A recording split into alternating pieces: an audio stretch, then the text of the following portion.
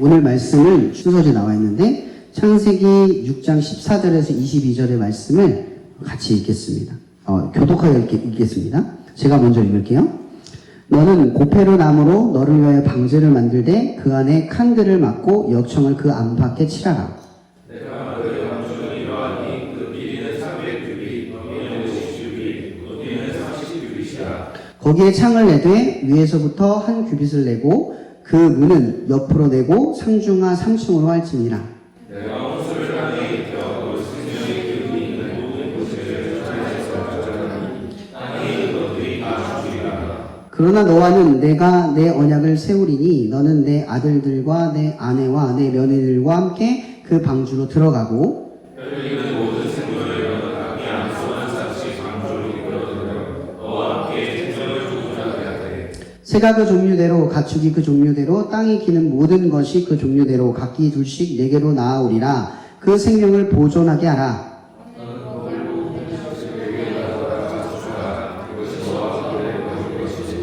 다 함께 읽겠습니다. 노아가 그와 같이 하여 하나님이 자기에게 명하신 대로 다 준행하였더라. 아멘. 그 첨부 말씀이 하나 더 있습니다. 창세기 7장 5절의 말씀인데요. 똑같아요. 노아가 여호와께서 자기에게 명하신 대로 다 준행하였더라. 자, 여러분들에게 이런 질문을 간단하게 드리겠습니다. 삶을 위한 신앙입니까? 신앙을 위한 삶입니까? 너무 종교적이죠? 신앙이 닭이 먼저냐, 계란이 먼저냐? 라는 질문 같아요. 그죠? 삶이 먼저냐, 신앙이 먼저냐? 우리가 이것에 대해서 대답을 하기가 참 난해하기도 할 겁니다. 우리는 여기서 대답을 좀 할 필요가 있을 것 같아요. 예전에 제가 김남국 목사님 설교를 자주 듣는데 그분이 어떤 청년이 그런 얘기를 했답니다. 교회를 자주 나오고 싶은데 교회가 너무 멀어서 교회를 나오기가 힘들어요 라는 질문을 했을 때 이 목사님이 조금 과열하시잖아요. 그분이 이렇게 얘기를 했대요. 야, 이 자식아, 교회가 먼 게 아니라 집이 교회에서 먼 거야! 이렇게 얘기를 하시는 거예요. 근데 말 장난 같지만 무슨 의미인지는 이해가 가는 거예요. 그 말의 의미는 이거죠. 중심이 어디에 있느냐. 그걸 질문하는 거예요. 내가 교회를 멀다고 느끼는 건 집이 중심이니까 교회가 멀게 느껴지는 거고, 교회가 가깝다, 교회가 중심이면 당연히 어디가 멀겠다고 느끼겠죠? 집이 멀다고 느끼겠죠? 반대로. 그러니까 중심이 어디냐라는 문제. 근데 이거는 여담 같지만 사실은 이게 신앙의 싸움이에요. 뭐가 중심이냐. 여러분들이 바쁘다. 입버릇처럼 달고 살죠? 바쁘다. 나 바빠. 그 사람들이 나를 보면은 바쁘죠? 저 보면 항상 그래요. 저는 한가한데 자꾸 바쁘다고 물어봐요. 안 바쁜데 자꾸 바쁘다고 하니까 바쁜 척을 해야 될 것 같아서 네, 이러고 넘어가는 거예요. 사실 별로 바쁘진 않아요. 시간에 틈틈이가 있어요. 제가 왜 이런 얘기를 하냐면 이런 바쁜 것이 계속 바쁘다가 보면은 여러분들 한계의 용량이 넘어갈 때가 있잖아요. 너무 바빠서. 그죠? 너무 바빠서 한계가 넘어갈 때쯤 여러분들이 포기하는 그 가장자리 끝엔 뭐가 있습니까? 뭐가 있을까요? 어떤 걸 가장 먼저 내려놓을까요? 우리가. 중심에서 제일 멀리 있는 게 뭐냐는 거예요. 제가 교회를 예전에 섬기면서 가장 많이 들었던 말이 뭐냐면 요즘 너무 삶이 힘들어서 내가 바빠서 헌신을 내려놓으려고 합니다. 라는 말이었어요. 그럼 물론 그럴 수 있습니다. 내가 너무 삶이 바빠서 그렇게 내려놓을 수도 있어요. 근데 그 질문을, 그런 대답을 했을 때 한 번쯤은 생각해 봐야 돼요. 내 가장자리 끝에 헌신이 있는 건 아닌지. 그렇다는 건 내가 가장자리에서 내려놓기 쉬웠던 것이 하나님을 위한 일이 1차 우선순위일 수도 있어요. 만약 하나님이 중심이면 제일 먼저 내려놓는 건 내 삶이겠죠. 내 삶의 욕심의 어느 부분을 덜어낼 거예요. 근데 하나님이 중심이 아닐 때 우리는 우리의 삶에서 우리의 삶을 주체로 제 가장자리에 있는 하나님의 것을 먼저 포기하게 돼요.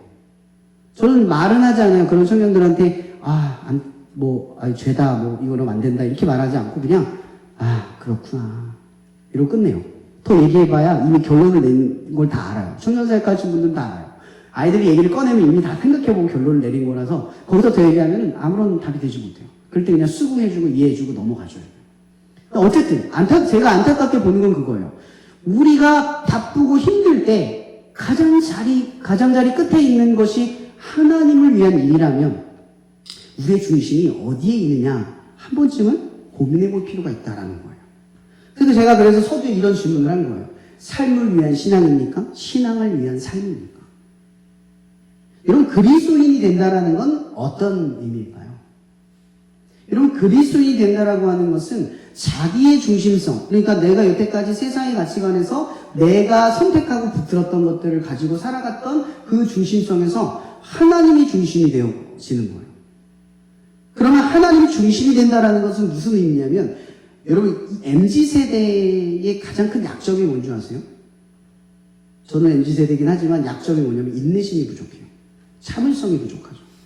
어떤 일이 성취를 기다릴 때 그 성취를 너무 빨리 경험하려고 해요. 그리고 남과 나를 비교하면서 조바심에 빠져요. 수렁에 빠져요.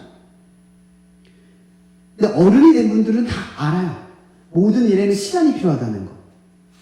인내와 연단이 반드시 찾아와야 돼요. 그 과정이 없이는 성취라는 것은 생각해 볼 수가 없어요. 운처럼 우리가 뜻하지 않게 빨리 성취를 할 수 있지만 사실 그것은 우리가 인고와 노력을 통해서 얻은 우리의 성취물은 아니라는 거예요.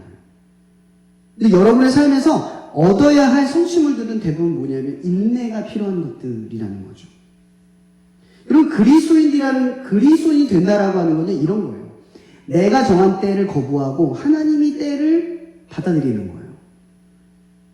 예를 들어 강아지를 훈련시킨다고 칩시다. 강아지가 맨날 그 주어진 사료를 맨날 배 터지게 먹었어요. 맨날 주는 대로 계속 먹었어. 달라고 하면 또 주고 주인이 또 주고. 그럼 어떻게 돼요? 강아지가 돼지가 되겠죠. 건강이 안 좋아지고. 그러면 사람들이 욕할 거예요. 와, 걔를 완전 망나니처럼 키웠네.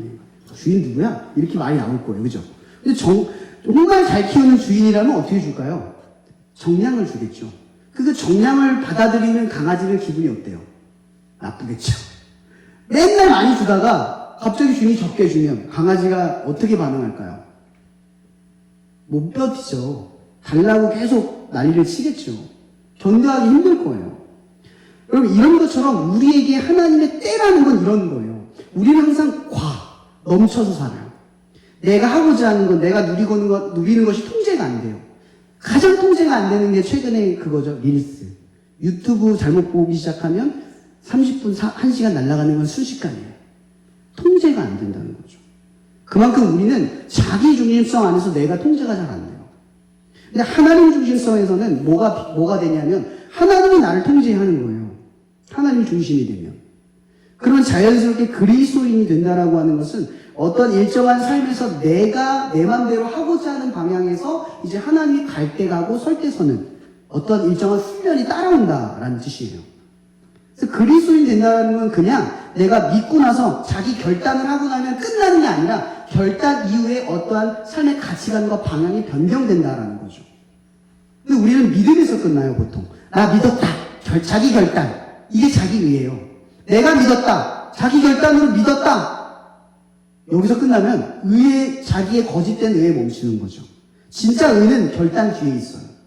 결단하고 나면 그 다음 내가 이제 하나님의 뜻대로 가치관과 방향이 변경이 된다라고 하는 거죠. 여러분, 마태복음 6장에 보면 예수님께서는 이방인과 그리스도인들, 그러니까 교인들과 이방인들을 이렇게 구분을 해요. 뭔지 아시죠? 이방인들은 뭘 구해요? 먹고 마시고 입는 것이 주체가 돼요.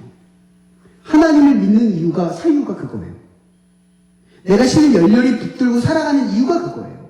하나님에게 신뢰하는 이유가 그거예요. 하나님 때문에 핑계가 되는 게 다 그것 때문이에요. 먹고 마시고 입는, 내가 원하고자 하는 것이 충족되지 않을 때 혹은 충족이 될 때 하나님이 관여하는 거죠. 근데 예수님이 뭐라고 말해요? 6장 33절에 그의 나라와 의를 구하라. 이건 뭔지 아세요? 먹고 마시고 있는 건 내가 문제가 생길 때 기도하는 거예요. 그죠? 근데 그의 나라와 의를 구한다는 건 선제적인 거예요. 내가 아무것도 안 하고 있을 때 먼저 구하는 거죠. 내가 일단 여기 학교로 왔어요. 학교로 왔는데 내가 구하는 거예요, 먼저. 하나님, 이 학교 왔으니 그 나라와 의를 내가 구합니다. 이 학교에서 내가 하나님의 뜻대로 살아가기를 원합니다. 하나님의 나라를 먼저 들어가는 거예요. 그 나라가 찾아오기 전에 내가 먼저 선제적으로 들어가는 거죠. 그 나라와 의라는 건, 그걸 구하라는 것은, 여러분, 이것은 되게 추상적이고 멀리 있는 얘기 같지만 이런 거예요. 내게 문제가 생길 때 하나님에게 바라는 인생이 아니라 내가 먼저 하나님을 위해서 살아가기를 결단하고 그의 필요를 받는 기도를 하라는 거죠.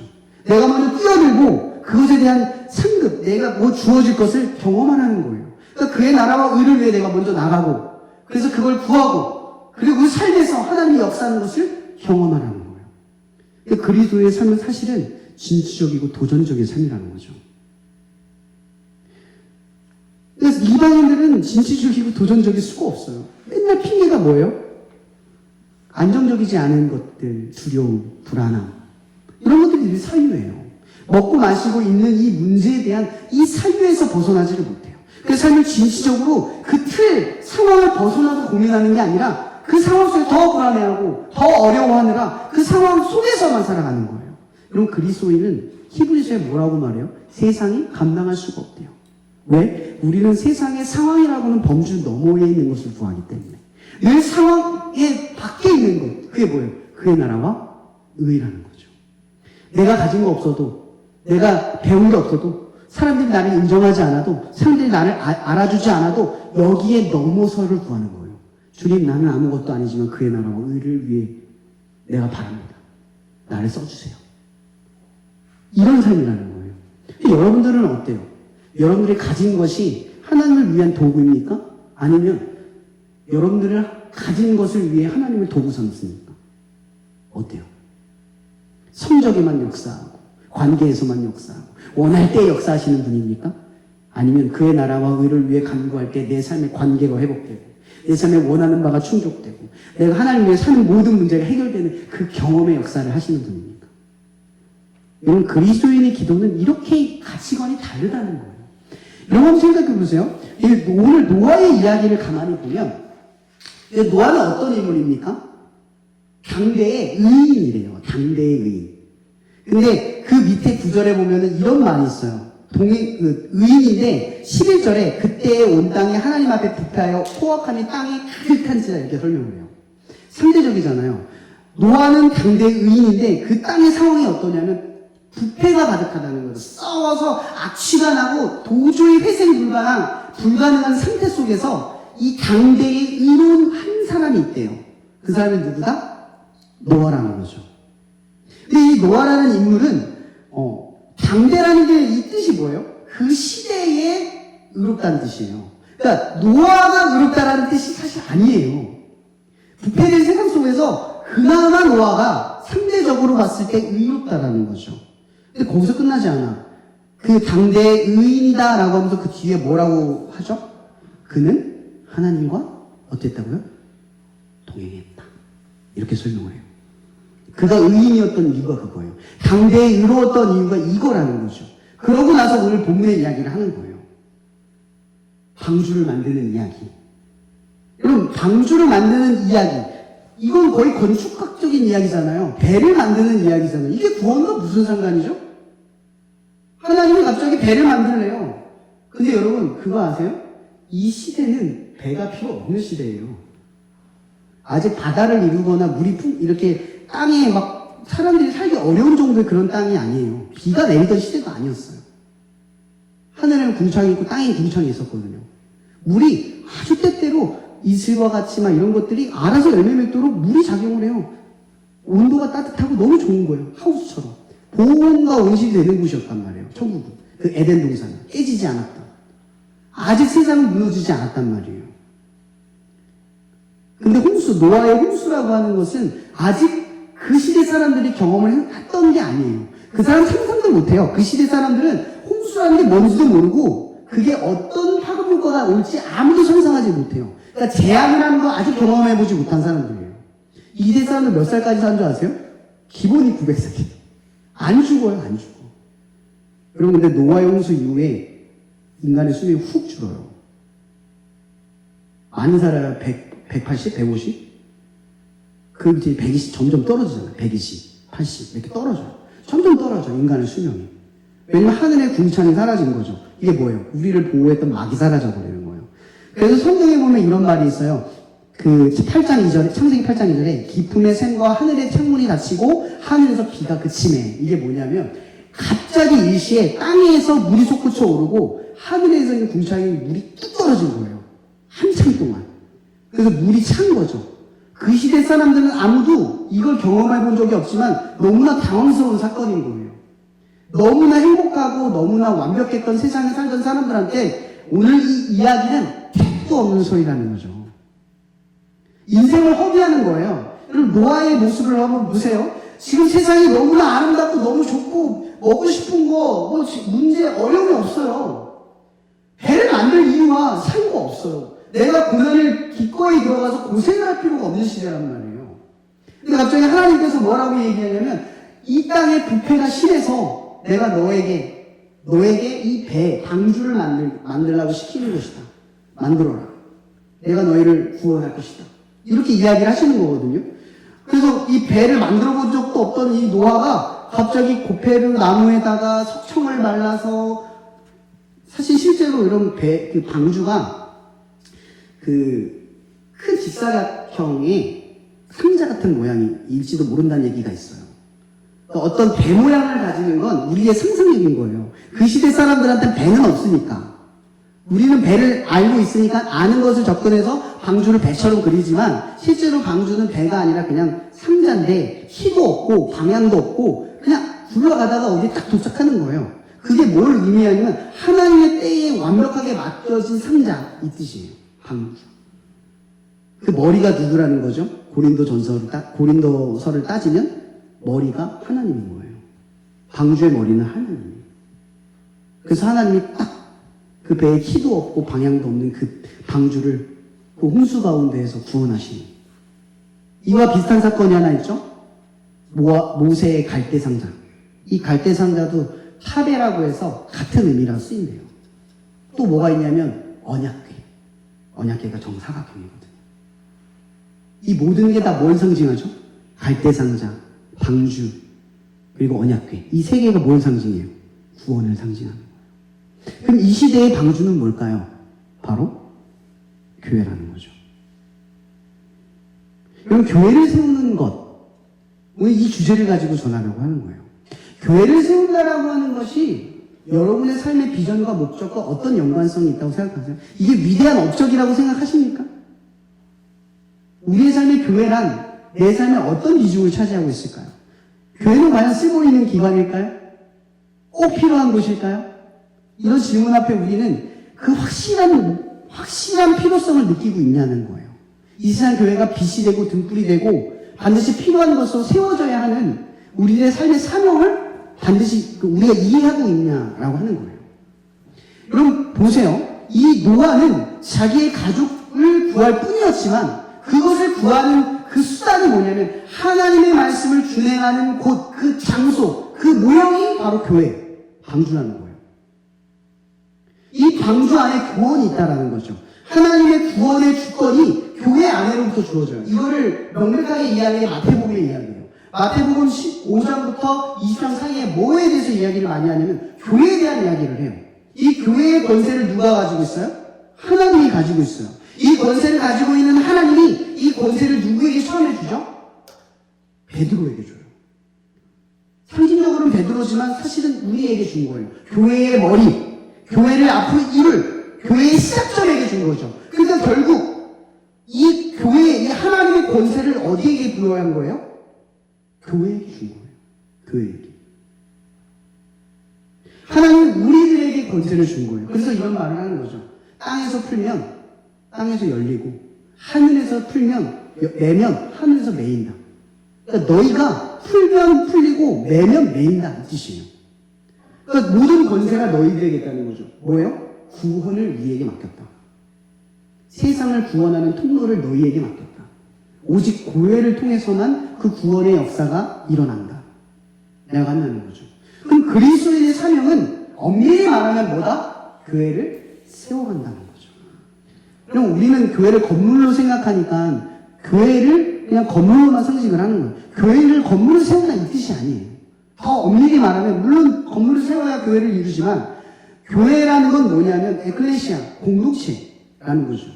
아까 제가 한 집사님 얘기를 했잖아요. 그 집사님과 나누면서 그런 얘기를 했어요. 교회라는 곳, 교회에서 우리가 교회를 긍정적으로 여기고 교회에 대한 어떤 기쁨을 머금을 수 있는 가장 근본적인 이유가 뭐냐? 장소가 예쁘고 광주가 화려하고 커서인가요? 아니요. 교회에 내가 같이 했던 그 기쁘게 해주는 사람들이 있어서 그런 거예요. 그 교회 가고 싶은 이유는요, 그 교회 성도들 때문인 거예요, 사실은. 거기 있는 사람들 때문인 거죠. 그래서 교회의 주체는 장소가 아니라 사람이라는 거예요. 물론 장소가 필요하지만 그 안에 어떤 사람이 있느냐, 그게 가장 중요한 문제라는 거예요. 이게 바로 교회라는 거죠.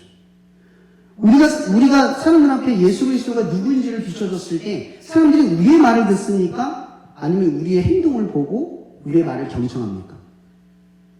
우리의 행동이 정답 그리스도인 같지 않으면 우리가 아무리 복음을 가지고 전도를 하고 예수를 믿어야 한다고 말해도 우리의 말은 우스운 말밖에 안 돼요. 우리가 통로니까. 권세가 우리에게 부여되어 있으니까. 근데 우리의 말이 하나님의 음성처럼 그 권세가 있는 자처럼 하나님의 복음을 전할 수 있으려면 뭐가 있어야 된다는 거죠? 내가 그리스도인 되어지는 모습이 있어야 한다는 거예요. 여러분, 안디옥에서 그리스도인이라는 말이 처음 사용되었습니다. 그죠? 근데 이 그리스도인이라고 불리우는 말은 우리가 스스로 별칭을 자칭하는 거예요.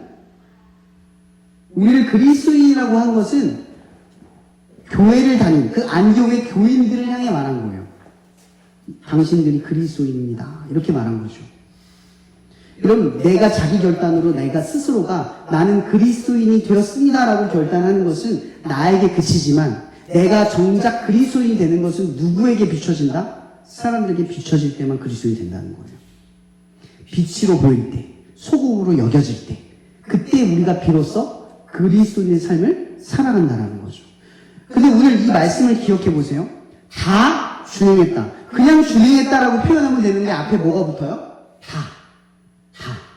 이 다를 왜 표현했냐면 이런 거예요. 여러분, 하나님의 말씀을 따를 때 어때요? 여러분의 가치 기준에 따라서 어떤 것은 중요한 말씀이고 어떤 것은 중요하지 않고 어떤 것은 반드시 지켜야 하고 어떤 것은 반드시 지키지 않아도 되고 이런 것들이 구분되어 있지 않으세요? 어떤 것은 이해할 수 없고 어떤 것은 이해되고 어떤 것은 받아들일 수 있고 어떤 것은 받아들일 수 없는 상태이진 않으세요? 어때요? 그럼 하나님과 동행하고 그 말씀 속에서 교회를 세워간다는 뜻이 뭐냐면 하나님의 말씀이면 내 상식과 이해와 상관없이 다 준행하는 것. 그게 상식이라는 거죠. 근데 그게 고린도전서 1장 18절에 이렇게 표현돼요. 십자가에 걸려 멸망한 자에게는 미련한 것이고 구원을 받는 우리에게는 하나님의 능력이래요. 여러분의 삶이 세상 사람들을 보기에 왜 이렇게 미련해 보여? 야, 왜 이렇게 교회를 가? 왜 그렇게 하나님을 위해서 뭘 해? 왜 안 해? 라는 말을 듣고 있으면 뭐예요? 잘 살고 있다는 증거예요. 잘 살고 있다는 증거예요. 근데 우리는 그런 말 들으면 어떻게 되죠? 희청해요. 내가 잘 믿고 있는 거 맞아? 내가 너무 멍청한 거 아니야? 내가 너무 미련하고 바보 같은 거 아니야? 라고 생각한다는 거죠.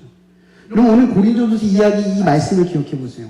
이거 지금 교회에서 고린도 교회 이런 사람들 중에 하나님을 믿고 정말 멍청하게 하나님 말씀에 다 순종하고 양보하고 희생했던 사람들에 대하여 이렇게 말하는 거예요. 이들이 미련해 보여? 그러면 하나님의 능력이 있는 사람이야. 이렇게 말해주는 거예요. 근데 여러분들이 믿음 생활을 하면서 세상 사람들한테 인정받을 수 없어요. 근데 우리는 믿음 생활을 하면서 세상 사람들에게 인정받으려고 해요. 그건 말도 안 되는 거예요. 우리는 믿음 생활을 하기 때문에 세상 사람들에게는 인정을 못 받을 때가 많을 거예요. 하지만 그런 것이 세상의 방향과 다르기 때문에 잘 가고 있다는 증거도 된다는 거죠. 물론 하나님을 믿는 사람들에게서 사람과 하나님에게 칭찬을 받는다고는 하지만 그것은 어디까지나 하나님에게 칭찬받는 것이 사람에게 칭찬받는 것처럼 여겨진다는 뜻이지 모든 일이 세상 사람들에게 이해되거나 받아들여지거나 칭찬받을 일은 동경할 대상은 절대 아니라는 걸 기억하셔야 돼요. 우리 노아의 삶을 한번 생각해 볼 필요가 있는 것 같아요. 저는 오늘 노아에 대한 이야기만 하려고 하는 겁니다. 노아가 몇십 년 동안 이 방주를 지었을 때 사람들이 어떻게 생각했을까요? 쟤 뭐 하는 거야? 왜 저렇게 인생을 허비하고 있지? 쟤 뭐 하는 거야? 왜 저렇게 사는 거야? 가족도 이해를 못했을 것 같고 그랬을 것 같습니다. 근데 노아가 그러한 세상의 판단과 편견 속에서 묵묵히 방주를 지어갔던 그 모습을 그려보세요. 이게 바로 우리가 교회를 세워갈 모습이라는 거죠. 교회를 세워갈 때 사람들은 왜 그렇게까지 마치 우리 자신도 시간을 허비하는 것처럼 그 시간이 흘러간다는 거죠. 저는 드라마를 볼 때마다 속상한 게 한 가지가 있습니다.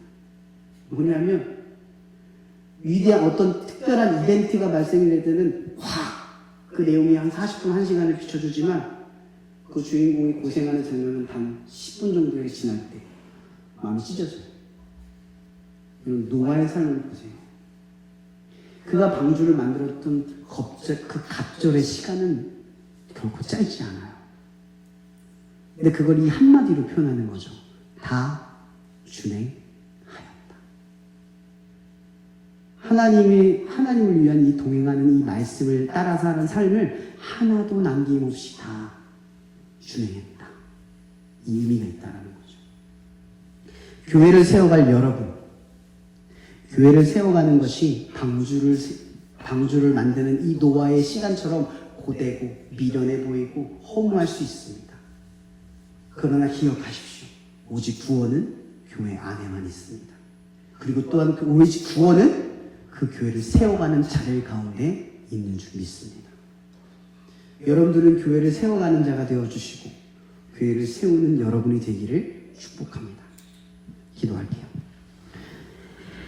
이 시간도 우리를 사랑하시는 하나님의 사랑이 우리 교회의 머리가 되시는 예수 그리스도의 은혜를 따라 성령의 교통 역사하심을 통해 교회의 몸을 이루는 각자의 삶 가운데에 우리로 하나님의 교회를 세워지는 자가 되게 하여 주시고 또한 교회를 세우게 하여 주시옵소서. 또한 우리의 삶에 머무는 곳마다 아브라함처럼 예배를 세우며 그 예배를 통하여 예배의 공동체를 곳곳마다 이루는 빛과 소금의 삶을 될 수 있도록 우리를 축복하여 주시옵소서. 예수 그리스도의 이름으로 축원하며 기도합나이다.